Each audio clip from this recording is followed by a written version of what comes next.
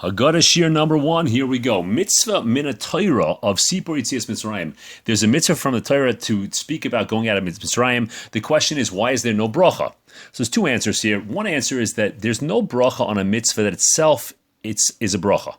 In other words, there's no bracha on the mitzvah of Birkas Hamazon of benching after you eat because it itself is a bracha.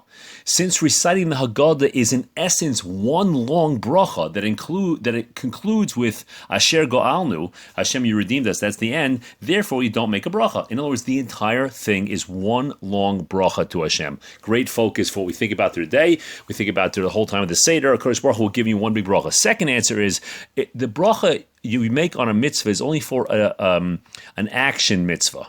Here, even though we're speaking, the primary fulfillment of this mitzvah is not in speech, it's actually in thought. So there's no bracha. The Maral says that. In other words, the goal of the Seder is to change or to improve the way we think, not just to say words. Next comes Shehechiyanu of Kiddush. Interesting thing, Shehechiyanu is for all the mitzvahs that we're doing tonight. It's also making Shehechiyanu that we even reached the Seder after all the preparation. It's a big journey to reach the Seder. But in addition to that, this year particularly, there's a very strong significance is that we're alive. Many people are not alive for the Seder this year. Rahman al-Islam. We lived for another Seder. Thank you, Kosh Baruch, so much. I lived to come to another Seder, not a small thing. Now, we say the word Kadesh, which means we make Kiddush, but it also means the word Kedusha. You can reach Kedusha and Aseh Toiv even before Rachatz. First, usually what's normally done is Sur Meira and Aseh Tov. Turn away from negative and then accomplish good. Then do positive. But here the order is reversed. First it's Kadesh, which is make Kiddush, become a level of Kedusha, of holiness, and then Rachatz, Urchatz. Then afterwards turn away from evil. Tonight is a night of jumping up to levels, due to jumping up to levels that we can't normally reach. If we are able to, on Pesach, try to say, what do I want to do? What do I want to accomplish? What are those personal mitzrayim that I want to leave myself? What's the personal changes? It's so hard for me to make in my personality. Maybe I'm resentful. Maybe I'm lazy. Maybe I'm sad. Maybe it's hard for me to compliment people. Maybe it's hard for me to be organized. Maybe it's hard for me to be consistent. Whatever those things are, we can jump tonight because the word Pesach means posech, which means to jump. Tonight we can jump to different levels even before the Sur Meira, even before we turn away from the negative things. Something very beautiful, the word Kadesh, which is this section, also means hazmana, which means a preparation, means a designation. When you say Hariyat Mikudeshesli, when a person gets married, he says that to his wife, he says, you are Mikudeshesli, she should be Mizumeneslo, she should be prepared for him, and designated to him, and usher to the entire world, just like Hektish. Same lashon of Hektish. Hektish means that when you offer a korban, a sacrifice, you make that thing kodesh to Hashem. It's only available for us as a sacrifice in the base of Mikdash. It can't be used for mundane things. So when a person says Hariyat Mikudeshesli, when he goes up to his wife and his future wife, and he says, "I'd like you to marry me," under the chuppah, you're designated to me. It means you're usher to the whole world, and you're specially designated to me. That means a special purpose. Here, when we Kaddish, we're saying that we're making ourselves available to Hashem, Muchan to HaKadosh Baruch Hu, that we're Mekadesh ourselves to Him, just like a woman becomes Mukdash and holy to her husband. Next is Urchatz. Now, Urchatz is washing the hands. Usually when we wash the hands, we say Netilas Yadayim. Why does the Baal Hagadda choose to use the word Urchatz, which means washing, as opposed to Netila, which is the normal word that we use for washing our hands? So the answer is a very interesting thing. This is a reference to the fact that Bas Paro, the daughter of Paro, went down. It says, Vatered Bas Paro lirchoitz al Yor.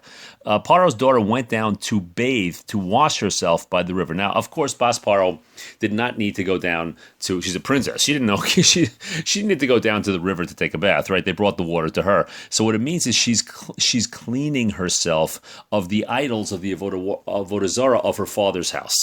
So the same thing with us. We are declaring that we're washing ourselves clean of our impurities tonight. That's a very big deal. Interestingly enough, the reason we're washing our hands is because we're eating a wet fruit or wet vegetable. The karpas is something vegetable is usually wet. In this case, so very often it's potato or something like that. But during the year, we're not really makbid. We're not strict to make sure we wash our hands before we eat a wet vegetable. But this time on the night of Seder, we are. Now, there's a big question. Why specifically tonight are we so careful to do that? So there's an interesting answer, which is that the Hagadda is like tefillah. Saying the Hagadda is like prayer. we are misaprin kavod kel. We're constantly saying the praise of Hashem, and we're saying His strength and the mighty deeds that He did. It's very much like prayer, and we are very strict to wash our hands before we daven. So just like washing hands just before davening, we're strict about that. Same thing over here, because the entire night, like we said above, the whole night is like a bracha. The entire night is also like one long tefillah to Hashem. Now, karpas, which you actually dip into the water, is a symbol of sweat or toil. It's usually it's salt water, which sometimes means tears from the pain that we had. It also is a symbol of the babies being dipped or drowned, Rahman al-Litzlan, into the water. But additionally, interestingly enough, karpas is the same letters as samech perach. Samech means 60, and perach means extremely hard, back-breaking labor. 60 is always a representation of the 60 10,000s, which is the Jewish people. In other words, 60 samach, perach, represents that 60,000 went through avodas perach.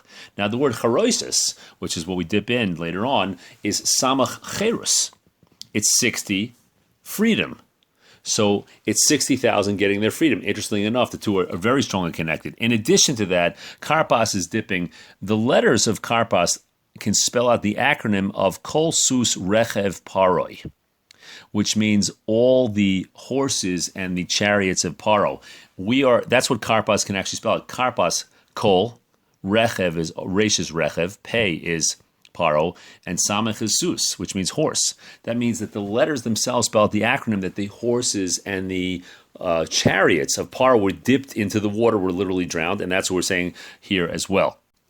Yachatz, break the middle matzah, as a poor person does. He saves some later on. That's a little bit of a genai.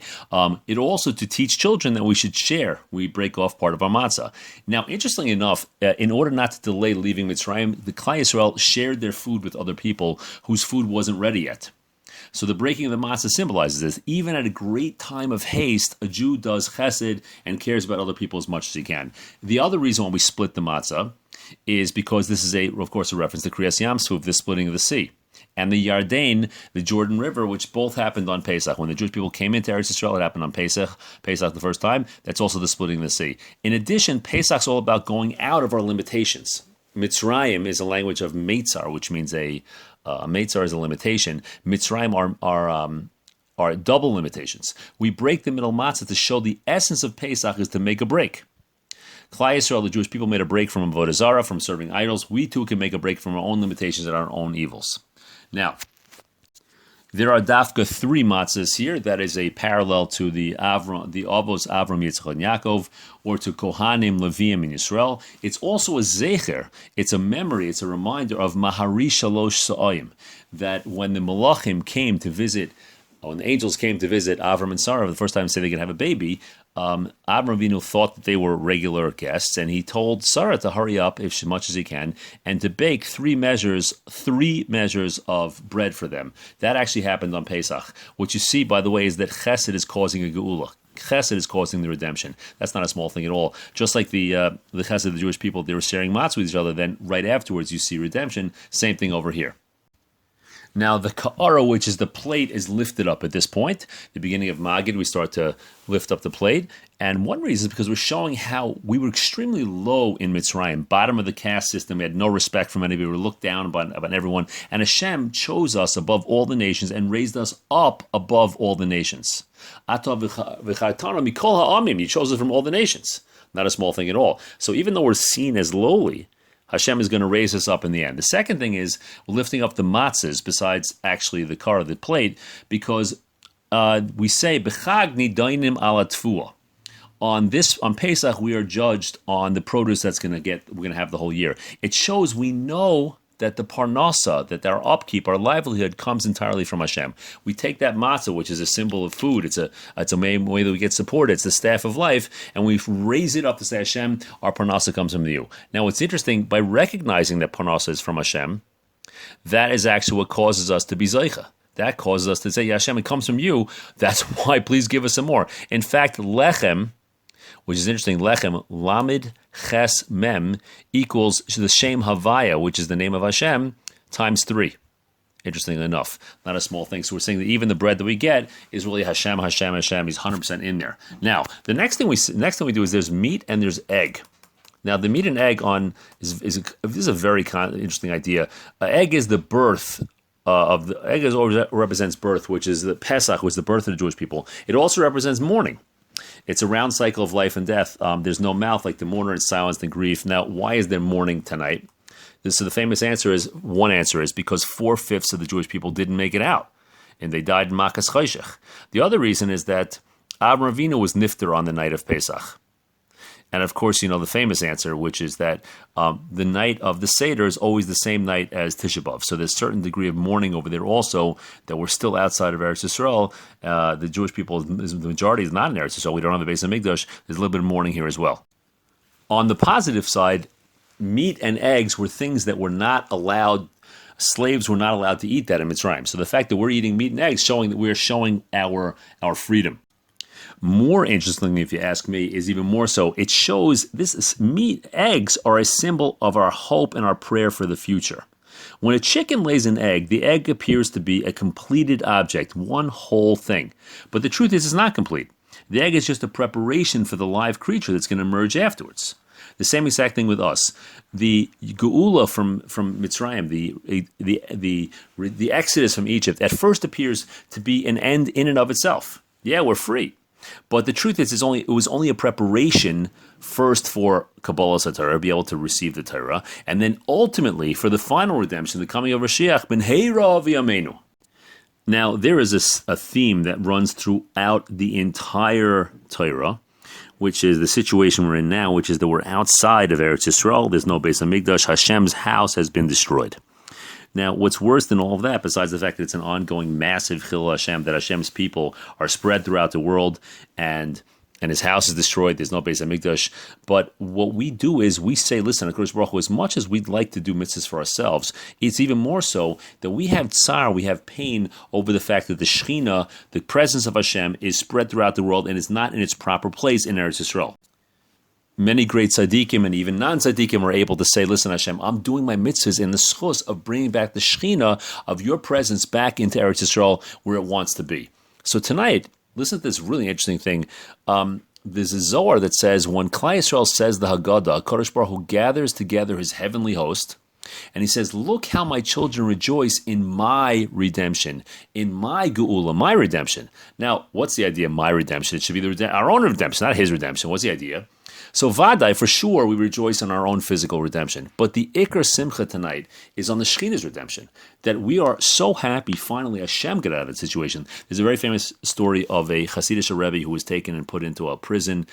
He was accused of doing something which he never did, and he was all by himself. After several days, some Hasidim were able to go and visit him, and when they found him crying. He said, Rabbi, don't worry, don't cry, we'll get you out of here, don't worry. He said, I'm not crying for myself. He said, Imo anochi b'tzara. I am with him in his pain. That means wherever we're experiencing, whenever a Jew is experiencing some type of pain, Hashem, kiviyachol, so to speak, is also somewhat, in some form, experiencing pain. Not really, of course, but he makes himself as if he does. He said, that's why I'm crying. And the Chassidim said, if that's the case, we're going to cry too, and they did. So tonight, the night of the Hagadda, which is talking about the redemption of the Jewish people, it's really that because the HaKadosh Baruch Hu saw his own people were in such a bad situation, he, so to speak, like a father has pain for his child, had pain over the fact that Jewish people are in exile. Now that he redeemed us, the main joy that we have tonight is not in our own redemption, it's in his redemption. Finally, that pain, Hashem, can finally stop for you. Now we say, halach ma'anya, this is the bread of affliction, this is the bread of which we speak about. Now the question is, why is the opening statement of the Hagadda said in Aramis, in Aramaic? It should be said in Hebrew. So the answer is, when you pray, the malachim bring your tefillas up to Hashem. Now, of course, Hashem hears everything, but that's the system Hashem set up. Now, malachim don't understand the Aramis, the Gemara says. They don't understand Aramaic. So you can't use it to daven. But when the Shekhinah is there, like if you're davening in a place where there's a sick person there and the Shekhinah is there, you can even daven in Aramis because he can talk directly to Hashem without the angel's assistance. Now, this is interesting. The Zohar says, like you mentioned before, that Hashem comes personally on the night of the Seder to listen to his children relating the story of Yetzias Mitzrayim going out of Egypt. Therefore, by making our opening statement in Aramis, in Aramaic, we are proclaiming that tonight Hashem is personally with us and will speak directly to him and not through any angels. The Gra brings that the gematria of Lach Ma'anya is 210, which is the exact number of years the Jewish people were in Mitzrayim. Now, matzah has a double symbolism. It has slavery and freedom. Slavery because, as everyone knows, that the Jewish people actually ate matzah in Mitzrayim because it was filling and it was quick. But freedom because Hashem says, yeah, you gave them matzah, you didn't give them enough time to actually eat properly. I'm going to bring them outside of Eretz Mitzrayim, outside of Egypt so quickly, the same amount of time, they won't even have time for the matzah to rise. Question, why celebrate a previous redemption, a previous geula, if we're still in Gullus, we're still in exile again? So the Dubna Maggid says something very beautiful. He says, a mashal to a poor man who won the lottery. He invested in educating himself with that money. Every year he celebrated the day he won the lottery. Then he lost his money, but he still celebrated that day. And people ask him why. You're not rich anymore. He said because that money enabled him to gain tremendously by learning so much. So too the Jewish people, we celebrate what we were able to accomplish because we left Mitzrayim. We got a Torah. We became the Jewish people, not a small thing. Now we say, Hashata Avdei, this year we're slaves. L'shana haba b'nei chayrin. Next year we should be free. Wait a second, aren't we already free? So very, very beautiful idea of Gershon Edelstein. Shlita is the Rosh Yeshiva of Panovich. He says, we are still servants and slave to the Yetzer Hara. So we're saying, Hashem, yeah, we're free physically, Baruch Hashem, and that's not a small thing at all. But we're still slaves to the Yetzer Hara. We're still slaves to our bad habits. We're still slaves to our bad customs that we do. Please, Hashem, please let us be free next year. Now, in the Manishtana, we ask what's different about this night than all other nights. We say that tonight we dip twice. What is the purpose of dipping in general? What's the reference to dipping? So 3 different ramazim, different references here. One is that it's the start of the Gullus. The start of the exile really started with the story of Yosef when they dipped his cloak into blood. So that is a remiss to that we're dipping tonight to say, like, yeah, that's the beginning. Another thing is that there are 2 types of avodim, of slaves that need tevila, that need to be dipped, so to speak, in the mikvah. One is Yalid Bias. That's a person who was born into slavery in the house. The other one was Miknas Kesef. He was acquired. Someone bought him as a slave. Now that's a reference to us also that we're in a state of avdus. We're in a state of avodim. We were first became enslaved to Paro, and afterwards generation after generation was born into slavery. The last one is a remiss to the Dam Bris and the Dam Pesach, the blood of the covenant of the Bris Milah, which we did the night of that we left, and the Dam Pesach, the blood of the Korban Pesach as well. Now, usually after a question, there's an answer, right? That makes sense. But at least according to the way some learn, it seems that there's no answer to these 4 questions after they're asked. Now, the truth is that Avadim Hayinu, we say we were slaves to Paro in Mitzrayim, that is an answer. But many learn that's not really the direct answer. It doesn't answer why we dip twice and all kinds of other things, why we're leaning and all kinds of why I have just matzah and no chametz, all kinds of things. But so the simple meaning is that there really isn't an answer given. To teach our kids and to teach ourselves that even when we don't have an answer, it doesn't shake our emunah. You can have kashas, you have difficulties, and you're still a mamin, you still believe in Hashem. A second one is that it says avodim hayinu, we were slaves. And when we were avodim to Paro, we had no say. We could ask questions, we didn't get answers, right? Now we're avodim to Hashem. We're slaves to Hashem, and avodim don't ask kashas. We know that whatever Hashem tells us is the best thing for us, even if we don't understand it. 4 cups over the course of the Seder, 4 cups of wine or grape juice, they are remnants to several different things that we should be thinking about the entire time. When you're drinking those cups, first is the 4 Lashonos of Geula. There's 4 different languages that Hashem used to say He's going to redeem us, 4 different types of redemption. We should have to think about that every time we drink the cup. Yeah, we're being redeemed. The second one is the 4 Imahos. There's 4 matriarchs of the Jewish people. We're thinking in their schos, we get out of Mitzrayim. Another one, that 4 is the gematria of Dalid, which you spell the word Dalid, it's not Dalid, it's actually Dales. Taisus brings the Dales. It's not Dalet, it's Dales, a Deles, which means a door. Hashem made Mitzrayim, which is a place of total constriction, total confinement, like a wide open door and easy for us to leave. The next one is that the 4 also represents the 4 poison cups that Hashem is going to give to the nations of the world based on 4 different psukim that right now that they've caused so much pain to the Jewish people over so many thousands of years, and Hashem is going to eventually take the proper revenge on them, give the proper retribution, and that these 4 cups is a representation of the same idea, of those 4 types of retribution for the 4 types of things they've done to us in the past. Now we say avodim hayunu leparo b'Mitzrayim. We were avodim to Paro in Egypt. The question is, why specifically in Egypt of all places? That was a horrible place. So when Hashem whenever Hashem needs for a tzaddik to get a chance to make a great aliyah in ruchnius, he wants to become better, reach a much higher level, Hashem first puts the tzaddik in a very, very low environment, showing him some of the worst evil that there is. One reason for that is that he wants the tzaddik to learn from the pechisus hara, the terrible lowliness of evil, and to try extremely hard to go to the opposite extreme to get the good. And what do you see from this? Michtav Mi'Eliyahu says something beautiful. He says, from the lowly Mitzrayim, there was such a low situation spiritually, morally, completely depraved. What did we get out of that when we left? Kabbalah Satira. We got Kabbalah Satira. So sometimes that's exactly the lesson. Hashem put us in Mitzrayim to Paro, a horrible situation, so that we'd have that slingshot effect of going from such horrible evil to such high levels that we're able to actually receive the Torah. But there's a very simple positive physical reason for this also, which is that because Hashem had such great mercy and such pity on us, He put us in a place of great physicality. There was plenty of food, and it was cheap or even free.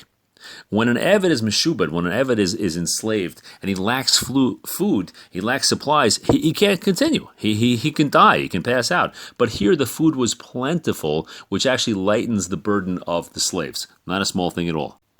This is, of course, the idea that HaKadosh Baruch Hu, Imo Anochi B'tzara, He's with us even in our difficulties, that even when things are really, really difficult, Hashem often does things to make it a little bit easier to show, you know what, I'm here with you. It's not random. It's not just, you just have to be in the wrong place at the wrong time. You're suffering for nothing. No. I'm here with you, and I'm going to show you by making it a little bit easier in certain ways that actually it is. And I was thinking that's the same thing what's going on right now. You know, this is a very similar situation to a war. People are hiding in their houses. The only thing is, we're not really hiding.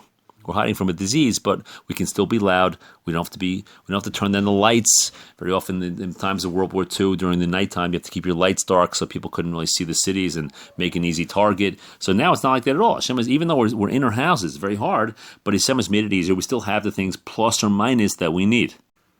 Now it says that Hashem is Yotzienu biyad chazako bezro netuya. Hashem took us out with a strong hand and an outstretched arm.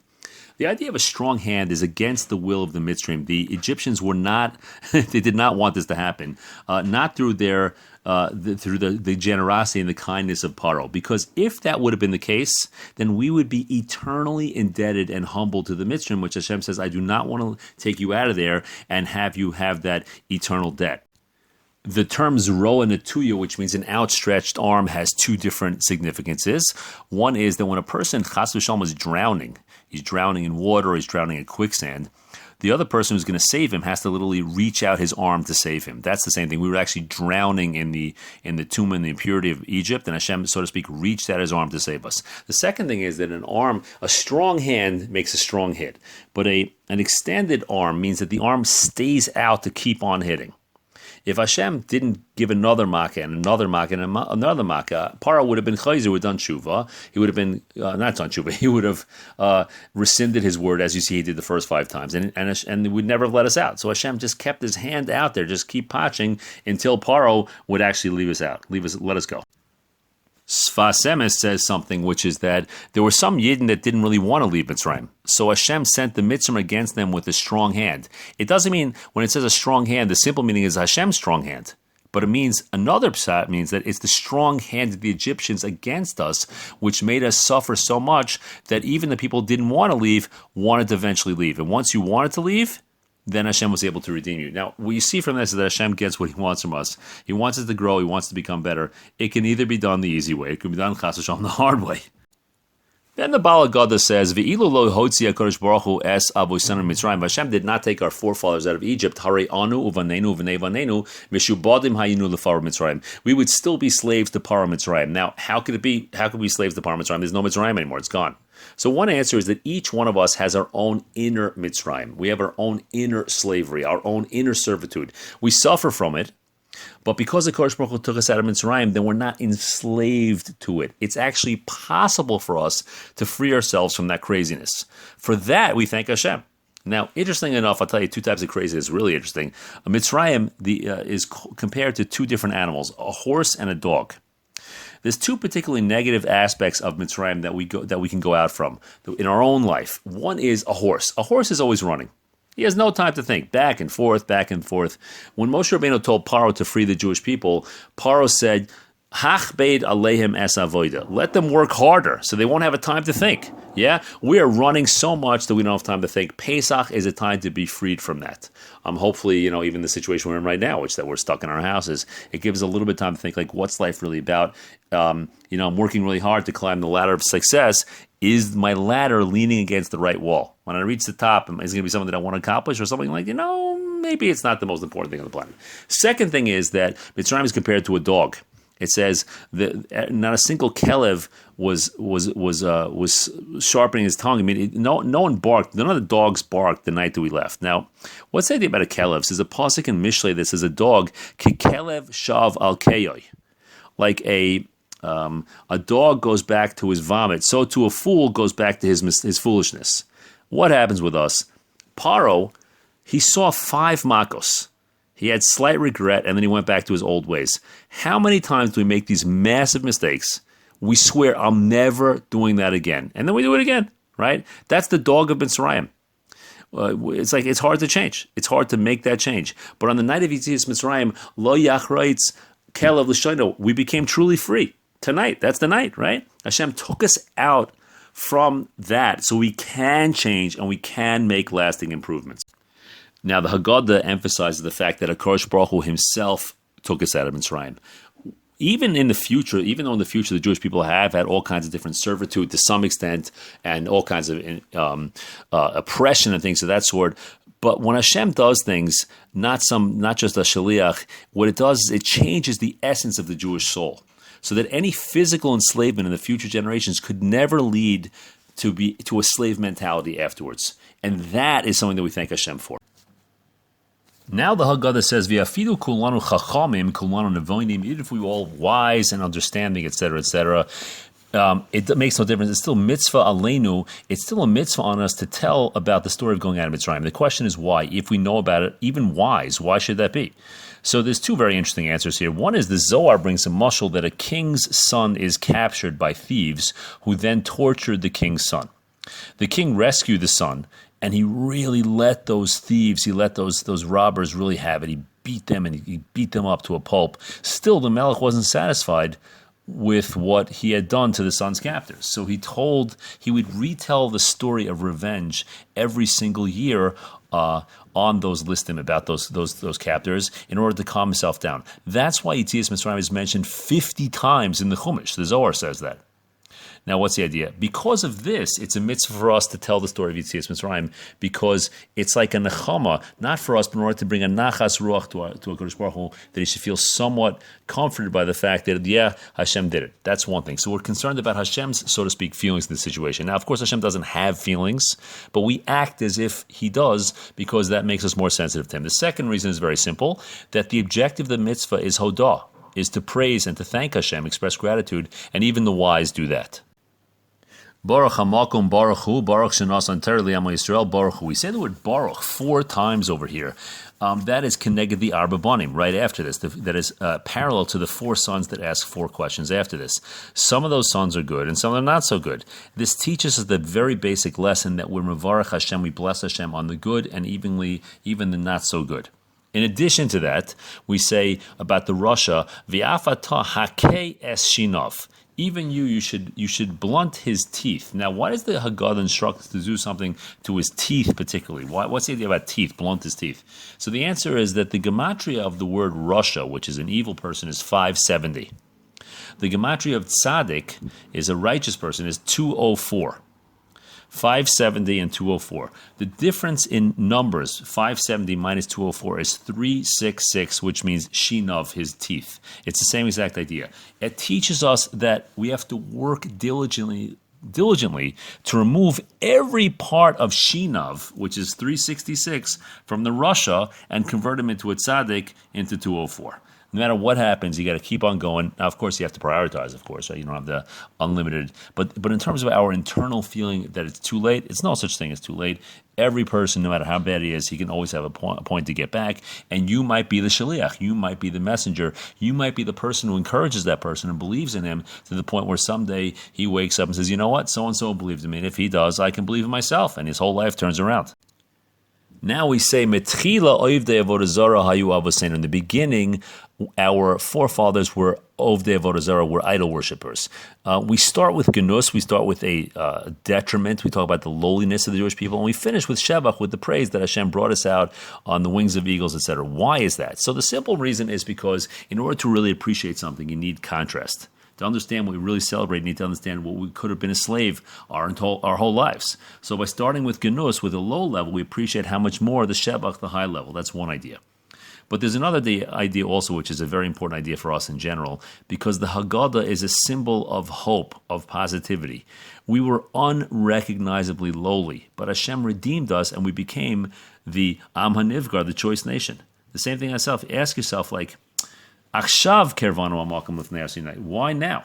Well, what can I do right now that I can make sure they don't give up? What can I do right now to make myself into a better person?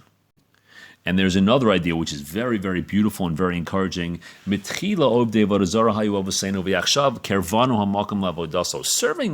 zarah is a very low thing. It's a great sin. But still Hashem wanted us. So too with us. No matter how far we fall, Hashem still wants us, and He wants our avodah. Now, when did HaKadosh Baruch Hu say to his that we're His son? When Moshe Rabbeinu first went to Paro. Why didn't Hashem wait until Matan Torah to say, B'ni B'chari Yisrael, the Jewish people is my son, my firstborn? Because then we're already on a very high level of perfection. We said, Nasa v'nishma, whatever you say Hashem will do. And then it doesn't show unconditional love. Yes, we have to do mitzvahs, we have to make ourselves better, but only when we're so lowly, on the 49th level of Tumah, that Hashem, and we're over the avodah zarah, all idol worshippers, then Hashem said, B'ni B'chari Yisrael. That shows Hashem says, I love you unconditionally, even when you're lowly. Now, some learn there's actually an advantage in this. Metchila oivdei avodah zarah, even though there's a genus, there's a low level, there's a detriment in being idol worshippers, of course, but there's also a shevach. It says, Metchila oivdei avodah zarah. They served, they did the avodah, even though it was a false avodah, it was a false service, and it was a false worship, a worship of idols, but they made an effort. And therefore, because the Jewish people made an effort, there was something to work with. They were able to convert it to the service of Hashem. But often the problem we have today is that people don't even do anything. There's a certain level of apathy, and if you don't do anything, you can't convert nothing into something. At least if you're doing the wrong thing, we don't want to do anything wrong, of course, right? But like we're passionate about something, even if we're confused. But look, the guy's passionate. If I can turn him around, then he can be a tremendous asset to the Jewish people, an asset to himself. Same thing with us. If you really ran after something negative with both feet, say to yourself, you know what? That means I have certain kokos, I have strengths. If I can just harness that power and turn it to the right direction, I can be great, just like the Jewish people. Now we say, V'achshav kervanu hamakom la'avoidasai. Now Hashem brought us close to His service. What do you mean now? It happened a long time ago. So the answer is beautiful, beautiful idea. The Beis Avram says, the Slonim Rabbi says, at every time that a person tries to abandon the service of his Yetzer Hara, to go away from that avodah of the Yetzer Hara, and to dedicate himself entirely to avodas habayre, to serving the Creator, immediately, Min Hashemayim, from heaven, he gets Siyat Dishmaya as help, and they bring him close to avodas Hashem. Therefore, at every time of his service, every time of awakening, you want to become better, a person is able to say to himself, Achshav kervanu hamakom la'avodaso. Now Hashem brought me close to His service. Every single time that you decide a little bit of service, Hashem, I got to make myself better, that is a time where Hashem is actually bringing you closer. Now we say, Baruch shomer havtachasoi liYisrael. Baruch Hu. Blessed is the one that kept His promise to the Jewish people.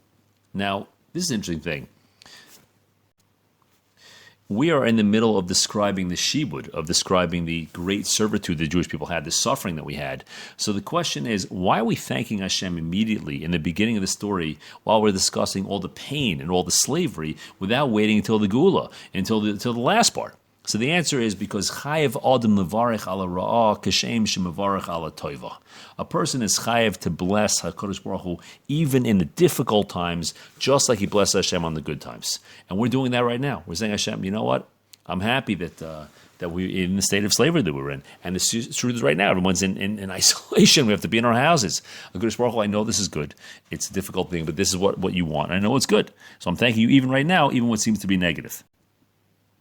Also, it puts the Galus Mitzrayim into perspective. It wasn't random, it was planned. It was part of the divine plan. It began with a promise from Hashem that it would end at a set time and end well, and it was going to end well also, and it really did. That's what the Malbim says. And that is also a situation for us also. We're in a difficult situation now. How's it going to end?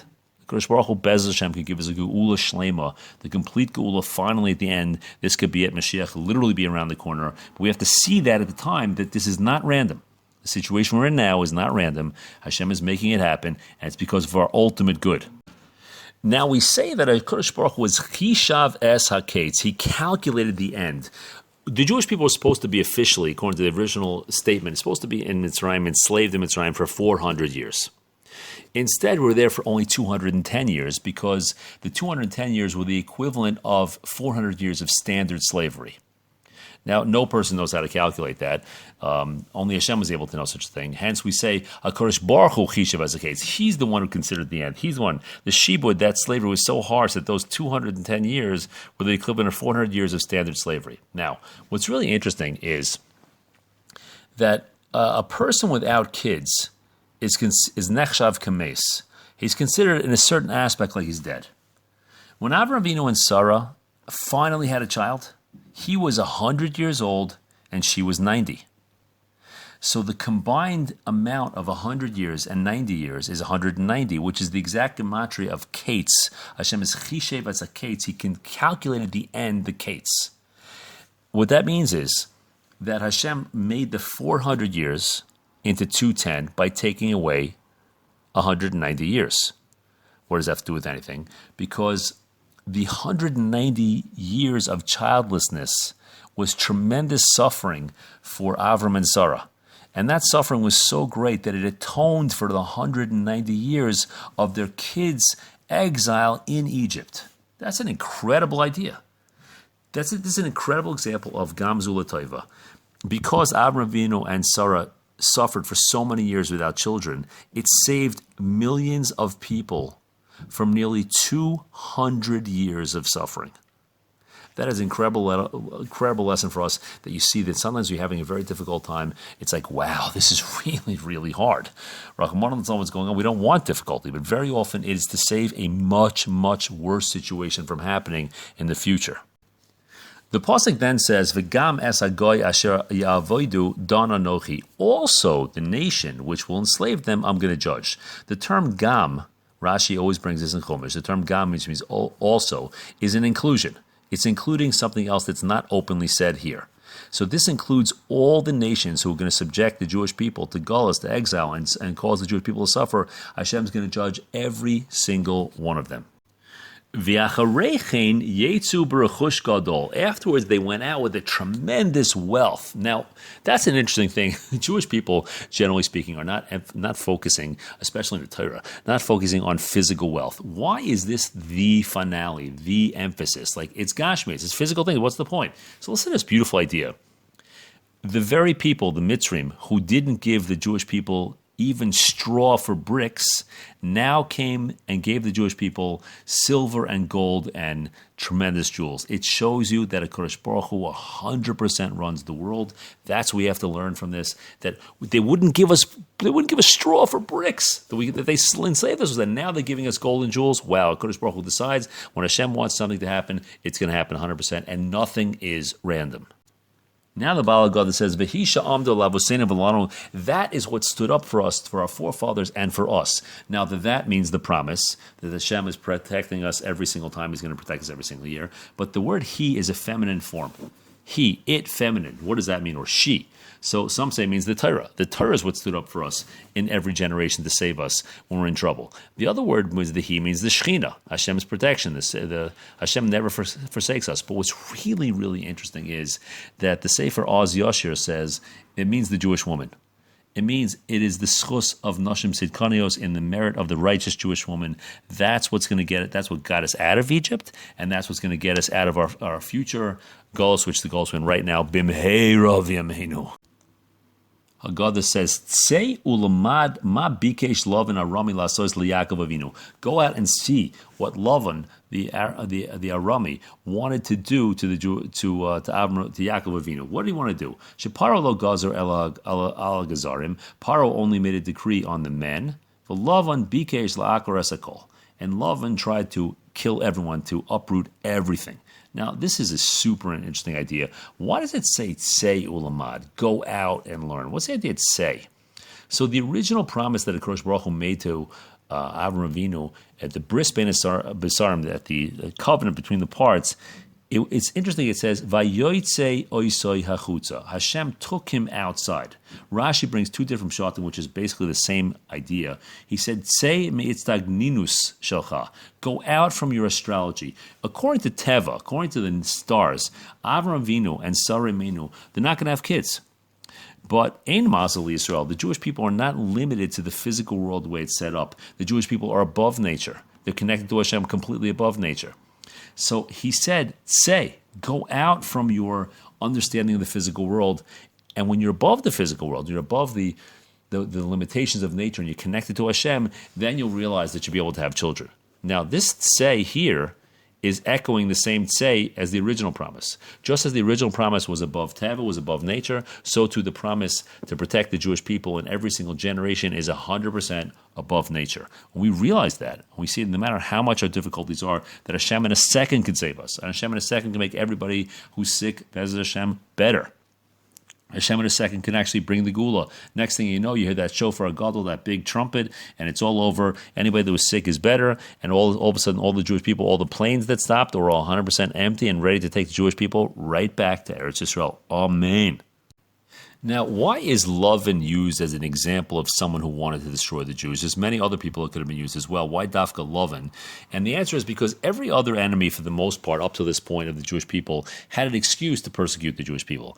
Esav claimed that Yaakov Avinu stole the Bechorah, the right to be the firstborn. Paro maintained that the Bnei Israel were his labor force, right? But Lavan is the prime example of anti-Semitism. He hated Yaakov for no reason whatsoever. Hatred sometimes, it often happens from a non-Jewish person, happens to a Jew, towards the Jewish people, exists in their very essence, and it doesn't depend on any particular reason. That's what the morale says. Now, it's very important to point out that, when the Jewish people went to Mitzrayim the very first time, that they were almost idolized by the Mitzrayim, because the Mitzrayim said, we suffered tremendously, and your Yosef came and he saved us. He's the one who led us and had food. We were able to eat food and everything, etc., etc., etc., etc. So it's only because the Jewish people, we went away from the ways of Hashem. That's why Hashem switched their heart. Hafach as libam, Hashem switched their heart, and they went from loving us to hating us. We have to recognize that loving is an example that even when there's no clear reason, it's not just, if we just explain why we belong in Israel, we just explain this, then it'll be fine. No. This has to do with, the way to do it is to find favor before Hashem, and then when that's the case, Hashem protects us. Now, a little more detail than you probably want to mention at the night of the Pesach Seder, but it's a very, very interesting idea that Lavan, when he came to run after Yaakov Avinu, he came and eventually they made this pact of peace, and they set up something called a gal aid, which is like a pillar or a wall, which was a testimony to the fact that they made a pact that they're not going to hurt each other. It's a divider between the two of them, and the Torah calls it two different languages. Gal Sadusa, which is Yagar Sadusa, which is in Aramaic, it means a pillar of testimony, and Yaakov Avinu called it Gal Ed, which means a pillar of testimony in Hebrew. There's a back and forth. Should we call it in the Hebrew? Or should we call it in the Aramaic? In the end, Lavan agreed to call it in the Hebrew. What's going on over here? So based on the Forsham, super interesting idea. There was that pillar, that wall, was meant to be a separation between Lavan, who represented the non-Jews, and Yaakov, who represented the Jewish people. And it was a fight about who's going to get a chance to give it its name. Kriya Shem, calling something its name, shows a baila, shows an ownership over something. So arguing back and forth is arguing like who is the one that gets to make, that controls the ownership of the distinction between the Jewish people and the rest of the world. Lavan said it's me, Yaakov said it's him. In the end, Lavan agreed, which means in the end, the one that's responsible for making a difference between us and staying away from the ways of the nations of the world and them is us. Ultimately is our responsibility. Later on, when Bilam came, and Bilam wanted to fight the Jewish people, he wanted to attack the Jewish people, he wanted to not stay on his side, what happened? His foot was pushed against a wall. A wall is the same idea as this Gal 8, is this wall that was set up. As a matter of fact, some say the Targum Onkelos actually says, the Targum Yonasan actually says that Bilam was actually the same exact person as Lavan. It was actually Lavan. Either means he was Lavan or was a Gilgal of Lavan, but it means in the essence he was the same one. And Lavan wanted to go back on that original agreement that the Jews and the Goyim should stay away from each other. He wanted to break that. He wanted to start causing harm to the Jewish people. So Hashem crushed his foot to show him like, no, back off. I'm protecting the Jewish people. But what's super interesting is that is the point that protects us, that keeps us away. We have to say, we need to make these distinctions. Right now, there's so many people that are stuck in their houses. And I assume a lot of people are turning to internet instead of to keep themselves. But that's not the Jewish way. If you're learning Svarim, if you're learning Shirim, that could be okay. That's fine, right? Torah anytime, something to that effect, Kazakh, whatever it is, or online Shirim and Zoom and things of that sort. You're listening to Shirim, that's fantastic, right? But stop to turn to the things that go on online is really that's not the Jewish way. That's not us making a distinction, and that's not what's going to get us out of the Mitzrayim that we're in right now. As a matter of fact, that actually leads in very well to the next part, which is Vayihi Sham Lagoy. We became a nation there. Malamed Shahayu Yisrael Mitsuyanim Sham. We were distinct. Now, what's the proof from the word goy? What's the proof that we're distinct there? Vayhi sham lagoy, we became a nation. It's not possible for a people that's enslaved by a host culture for generations to gain the status of nation. Even if they multiplied at an amazing rate, how could you become a nation? What usually happens is the next generation of immigrants just mixes in with the host culture, right? But the only way they become a distinct nation is the only way they become an own nation by themselves if they were 100% distinct. That's what the Ritva says. Because we were so different, that's when Vayihi Sham Lagoy, we became a nation that was distinguishable because we were so different. Now, how were we different? So we were different in our dress, in the way we looked, the way we dressed, in our language, we spoke Lashon HaKodesh, in our eating habits. These distinctions were a schus for the Jewish people, because we were eventually redeemed for them. The Abarbanel says that we were different because of our names. We kept our names. The Ritva brings that the men wore tzitzis.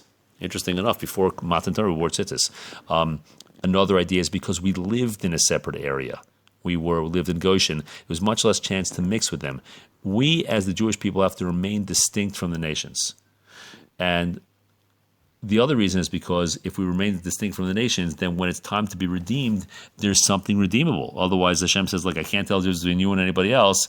There's nothing to redeem. The Shlosh says we were distinct because we had a singular pursuit of the knowledge of Hashem. We wanted to connect to Hashem and have knowledge of Hashem. And the Ritva says something amazing also, that in their conduct and in their midos, our character traits, everyone saw that we're part of the Zera Avram, the offspring of Abraham Avinu, and Kadosh LaHashem, Kadosh Hashem, Kadosh to HaKadosh Baruch Hu. Everyone saw from who we are that the level of our conduct was so above everything else, and so above the nations around them, they say, that person must be a Jew. For sure, that's what we're looking to do these days. And I've already got your ear for about almost 50 minutes now, so we're going to stop here. This is the end of part one. And Belin Eder Bez Hashem, there'll be more in the future. Have a Chag Kosher V'Sameach. Thank you for listening, and I hope this helps your Hagadda and your experience on the night of Pesach. All the best.